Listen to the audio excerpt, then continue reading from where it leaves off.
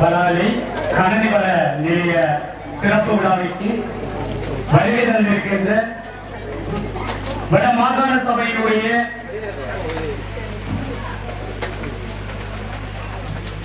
கௌரவ நீதியரசர் விக்னேஸ்வரன் ஐயா முதலமைச்சர் வடமாகாணம் அவர்களுக்கும் சிறப்பு விருந்தினர்களாக கலந்து கொண்டு சிறப்பித்துக் கொண்டிருக்கும் உயர்திரு எஸ் சண்முகராஜா சிவஸ்ரீ பிரதேச செயலகம் வழிவடக்கு உயர்திரு சுனா தேவமனோகரன் பிரதிகல்வி பணிப்பாளர் திட்டமிடல் வலிகாமம் மற்றும் கௌரவ விருந்தினராக கலந்து கொண்டிருக்கும் நடராஜா